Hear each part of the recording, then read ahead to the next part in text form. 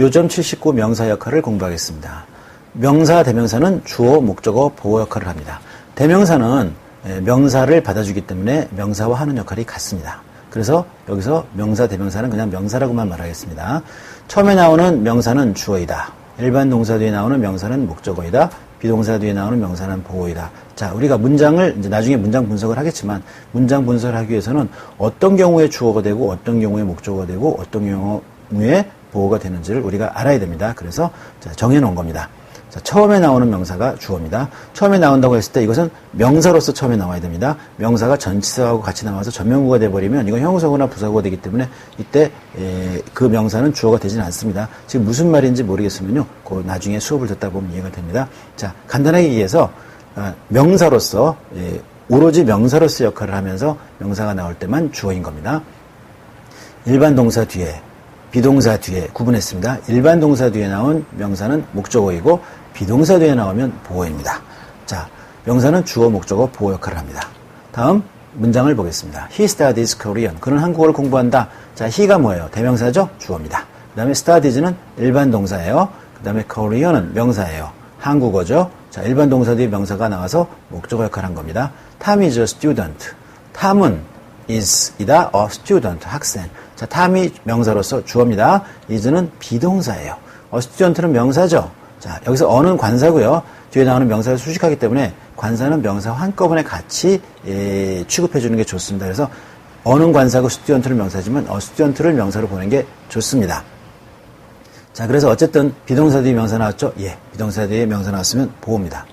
자, 요점 80 형용사 역할을 공부하겠습니다. 형용사는 보호 역할과 수식 역할 두 가지랍니다. 앞으로 수없이 얘기가 나오겠지만 형용사는 보호 역할과 수식 역할 또는 수식 역할과 보호 역할, 뭐 수식 역할 얘기도 많이 나오고 보호 역할 얘기도 많이 나옵니다. 자, 보겠습니다. 형용사 뒤에 명사가 없으면 그 형용사는 보호입니다. 형용사 뒤에 명사가 있으면 형용사는 그 명사를 수식하는 겁니다. 여기를 볼까요? The girl is pretty 그랬습니다. 그 소녀는 예쁘다 그랬습니다. pretty란 형용사 뒤에 명사 있어요? 없습니다. 그럼 보호입니다. 해석은 어떻다, 이제 이렇게 얘기를 합니다. 예쁘다, 이런 식으로. 다음에 she is a pretty girl 그랬습니다. pretty란 형용사 뒤에 girl이라는 명사가 왔습니다. 자, 이럴 때는 예쁜이라고 해석합니다. 그 명사를 수식합니다. pretty girl, 예쁜 소녀, 이런 식으로 합니다. 그래서 형용사는 두 가지 역할을 하는데 수식 역할과 보호 역할. 수식 역할 할 때는 뭐 어떠어떠한, 그 다음에 보호 역할 할 때는 어떠어떠하다, 이렇게 하는 겁니다. 자, 요점 81 관사와 소유격을 보겠습니다. 관사와 소유격은 형용사처럼 명사를 수식하는 역할을 합니다. 소유격일 때는 뭐뭐의 이런 이제 뜻이 있죠. 소유격은 자, 예문을 보겠습니다. My sister met a famous singer 그랬습니다. My sister, my가 나의라는 소유격이에요. 그래서 일종의 형용사처럼 뒤에 명사를 꾸며줍니다. My sister, 나의 누나, 뭐 여동생도 될 수 있겠죠. met 만났습니다. 나의 누나는 만났습니다. A famous singer, 자, 한 유명한 가수를 만났어요. 어가 관사입니다. 관사 중에서 부정관사죠. 자, 뒤에 나오는 싱어를 꾸며주는 겁니다. 관사는 명사를 꾸며주는 거예요. 자, 명사를 수식하는 역할을 합니다. 관사도 소유격도. 지금 우리가 형용사를 배우다가 관사와 소유격을 말한 것은 관사나 소유격이나 형용사처럼 명사를 수식하는 역할을 하기 때문입니다. I left the book in Tom's room. Tom's room 그랬습니다. I left. 나는 떠났습니다. 아, 여기서는 떠났다가 아니겠군요. leave. 이거 left는 leave의 과거형이죠. leave는 떠나다라는 뜻도 있고 놓아두다라는 뜻도 있어요. 여기서는 놓아두다 뜻이겠군요. I left the book. 나는 그 책을 놓아두었습니다.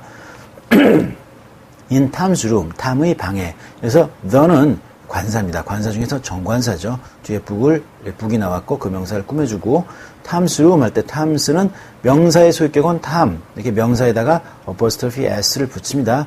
대명사의 소유격은 이렇게 정해져 있어요. my, your, his 이런 식으로 정해져 있고요.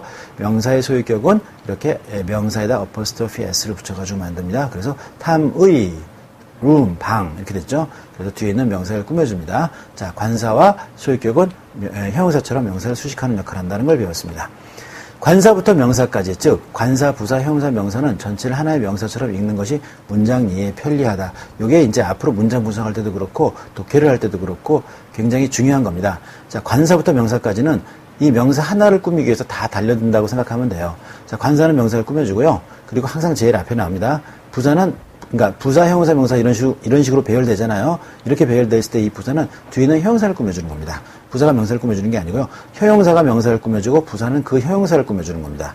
그리고 관사는 명사를 꾸며주는 겁니다. 다시 명사를 꾸며주는 거예요. 이 명사가 제일 중요한 겁니다. 그 명사를 형용사가 꾸며주죠.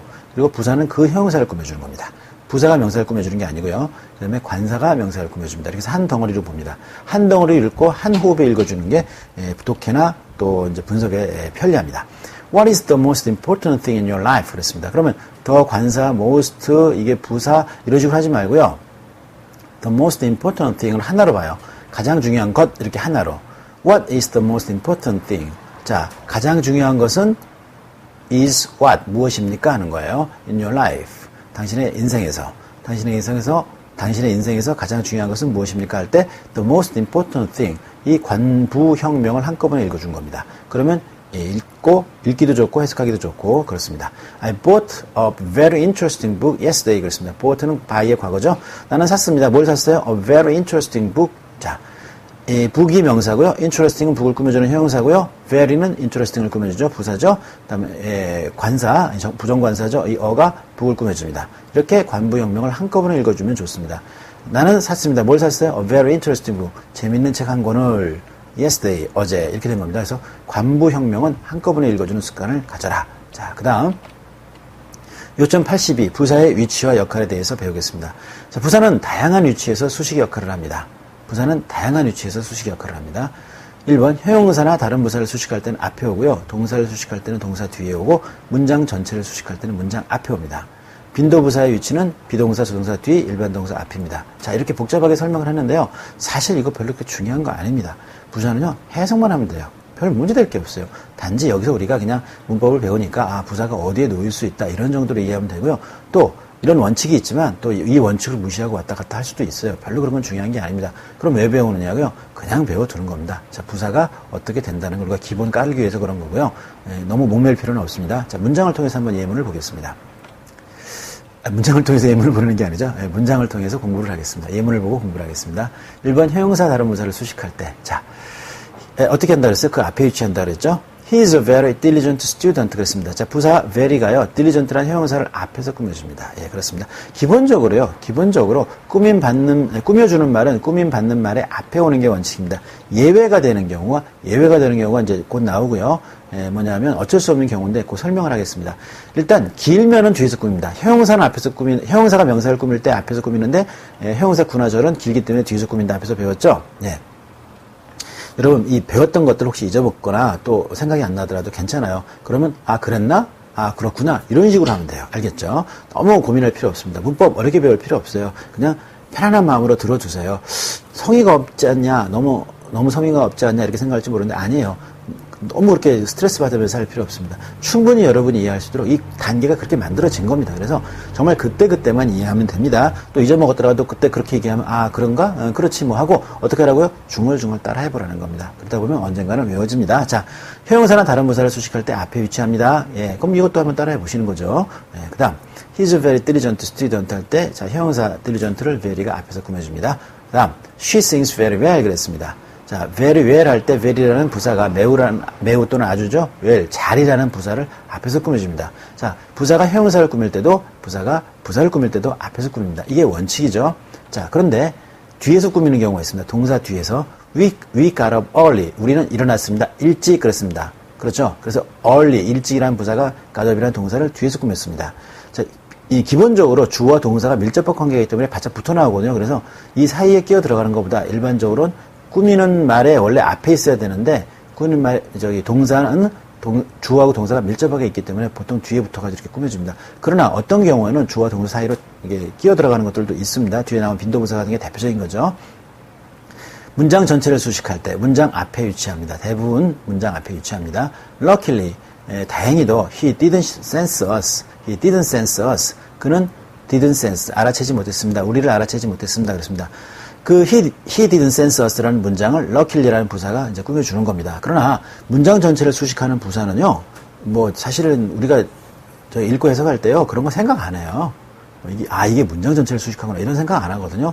우리가 지금 그냥 배워두는 거지 큰 의미는 없습니다. 그냥 사실 그래요. 부사는요 해석만 되면요 문장 전체 부사 자체가 그렇잖아요. 문장 형식에 영향을 주질 않아요. 그래서 독립적으로 쓰인다고 볼 수 있기 때문에 이게 독립적인 것까지는 아니죠. 연관은 있죠. 뭐 동사나 형용사나 부사하고 연관이 있는데 그러나 그 자체가 해석만 하면 되기 때문에 해석만 하면 되고 형식에 영향을 주지 않기 때문에 그냥 말 그대로 가볍게 넘어가면 됩니다. 그냥 해석만 하고 정말 넘어가면 돼요.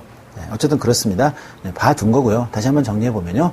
그렇게 여기 스트레스 받으면서 할 필요는 없어요. 부사는 자 형용사 다른 부사를 수식할 때 앞에 위치합니다. 기본적으로 앞에 위치한다 이렇게 생각하면 되고요.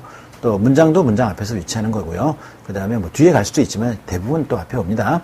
그 다음에 동사를 수식할 때 이제 뒤에서 수식한다. 이 정도만 이렇게 예외적으로 기억을 해두면 되겠습니다. 자, 그 다음 빈도부사를 보세요. 빈도부사는요 얼마나 자주냐를 나타내는 부사들이에요. 이 빈도부사는 보통 비동사, 조동사 뒤에 위치하고 일반 동사 앞에 위치합니다. 요것만 살짝 신경을 써주세요. 사실 이것도 그렇게 중요한 건 아닙니다만 그래도 부사 중에서는 부사의 위치에 관해서 빈도부사가 가장 많이 나오고 하기 때문에 이걸 여러분이 기억을 해두기 바랍니다.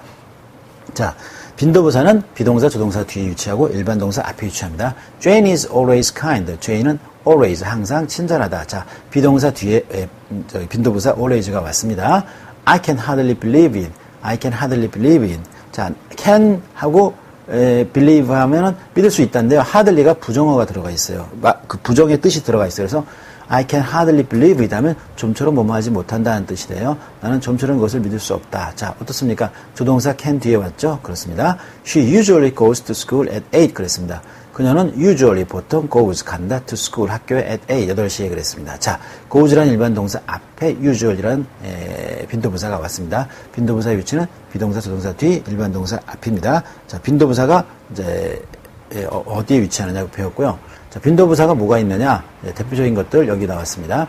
대표적인 것들이니까 이건 외워줘도 되겠습니다. always 항상 거의 100%라는 얘기죠. usually 보통 웬만하면 그렇다는 얘기입니다. often 자주 그리고 이게 often 그러기도 하고 often 그러기도 하기도 합니다. often 하기도 하는데요. 보통 often 이렇게 많이 합니다. sometimes 가끔 그 다음에 seldom, hardly, rarely, scarcely는요. 뭐 요 사이에서 이제 빈도도 있겠지만 뭐 그것보다도 중요한 것은 요것들은 부정적인 의미가 들어있다는 겁니다. 거의 뭐뭐 않다라는 거예요. 그래서 이것은 seldom이나 hardly나 rarely나 scarcely가 들어가면 부정으로 해석을 해줘야 됩니다. 여기 앞에서 문장에서 그렇잖아요. I can hardly believe it. not이 없어요. don't not 이런 거 없잖아요. 그럼에도 불구하고 hardly 때문에 믿을 수 없다 이렇게 해석을 해주는 겁니다. 부정의 의미가 들어있다는 거 이게 중요한 겁니다. 예, 웬만하면 안 한다는 얘기죠. 그 다음에 never 결코 안 한다. 그렇죠? 이건 100% 안 한다는 얘기고요. 그러니까 always의 반대라고 볼 수 있겠죠. 뭐 usually의 반대가 seldom이나 hardly나 rarely나 scarcely 이런 식으로 하면 외워지기 좋겠네요. often의 반대를 sometimes라고 한다든지 이런 식으로 딱 잘라서 그렇다는 얘기가 아니라 이제 이미지적으로 외워주기 위해서 그렇게 외우면 좋을 것 같아요. 대조해 가면서. 자, 부사는 다양한 위치에 놓입니다. 사실 우리가 이제 부사 위치에서 공부를 했지만 다양한 위치에 놓이지만 단어의 의미, 즉 뜻만 알면 내용이 이해되므로 문법적으로 크게 부담을 가지지 않아도 됩니다. 너무 그걸 심각하게 설명할 필요가 사실 없습니다. 이것도요, 듣고 그냥 이해만 해두는 정도면 됩니다. 자, 요점 83 구 준동사 전명구는 다음 시간에 하도록 하겠습니다. 수고하셨습니다.